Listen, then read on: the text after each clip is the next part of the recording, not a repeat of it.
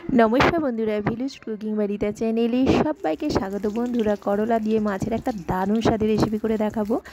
তো এখানে করলা নিয়েছি সরু সরু করে কাটা, আলু সরু সরু করে কাটা, একটা বড় সাইজের টমেটো নিয়েছি, একটা বড় সাইজের পেঁয়াজ কুচি নিয়েছি। তো এখানে রুই মাছ আছে, তো আমি এটা কাঁটাগুলো নেব। মাছের মুড়োটা নিয়েছি আর লেজাটা নিয়েছি। তো এরপরে আমি মাছগুলোকে ভালো করে লাল করে ভেজে তুলে নেব। এটা কিন্তু আমার মেয়ে কিন্তু তেতো খেতে একদম পছন্দ করে না, কিন্তু এই রেসিপিটা কিন্তু হলে কিন্তু খুব ভালোবাসে। এটা খেতে মানে অপূর্ব স্বাদের। বন্ধুরা অবশ্যই এটা বাড়িতে বানাবে, বাচ্চা থেকে বয়স্ক সবাই কিন্তু এটা খেতে পছন্দ করবে। তো প্রথমে কড়াই আমি মাছটা তুলে নিয়েছি, কালো জিরে ফোড়ন দিয়েছি, তারপরে সরু সরু করে করলা, আলু আর টমেটো একটা বড় সাইজে, তো সব সবজিগুলো দিয়ে দিয়েছি, দিয়ে ঢাকা দিয়ে দেবো। যে বাচ্চারা তেতো খেতে চায় না তারা কিন্তু অবশ্যই এটা খাবে। তো এরপরে আমি ঢাকনা খুলে সবজিগুলো একটু নরম হয়ে গেছে, তারপরে আমি মশলাগুলো অ্যাড করব। এখানে দিয়েছি ধনে গুঁড়ো, জিরে গুঁড়ো, হলুদ গুঁড়ো, লঙ্কা গুঁড়ো, লবণ সব পরিমাণ মতো দিয়েছি। দিয়ে সামান্য, এটা কিন্তু শুকনো শুকনো টাইপের হবে, সামান্য জল দিয়েছি, দিয়ে সবজিটাকে ভালো করে নেড়ে নিচ্ছি। খুব বেশি জল দেবো না, আর অলরেডি এটা সেদ্ধ হয়েই গেছে। তো সবজিটাকে আমি একটু নেড়ে নিচ্ছি।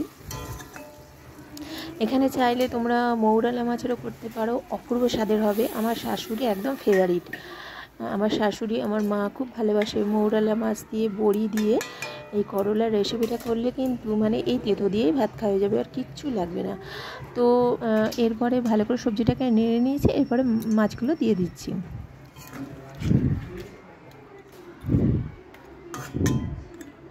মুড়োটাকে একটু খুন্তি দিয়ে ঘেঁটে দেবো।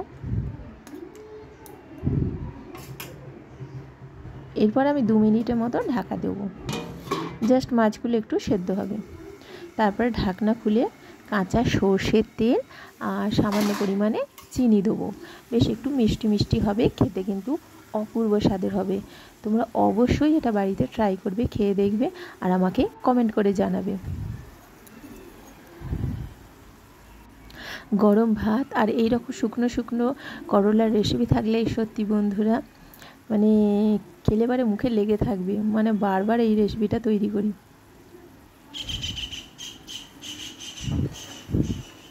আমার ছেলেও খুব ভালোবাসে, ছেলে মেয়ে দুজনে এমনি তেতো খেতে চায় না, কিন্তু এই রেসিপিটা কিন্তু খুবই ভালোবাসে।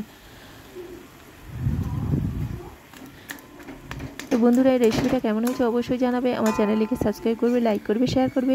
যারা এখনও পর্যন্ত আমার চ্যানেলটি সাবস্ক্রাইব করেনি প্লিজ চ্যানেলটি সাবস্ক্রাইব করে দেবে, তাহলে তোমাদের কাছে এরকম ঘরোয়া নিত্য নতুন রেসিপির নোটিফিকেশান চলে যাবে। তো আজকের মতো টাটা বন্ধুরা, আবার অন্য দিন অন্যরকম ঘরোয়া রেসিপি নিয়ে চলে আসবো। তো তোমরা অবশ্যই ভালো থাকবে, সুস্থ থাকবে।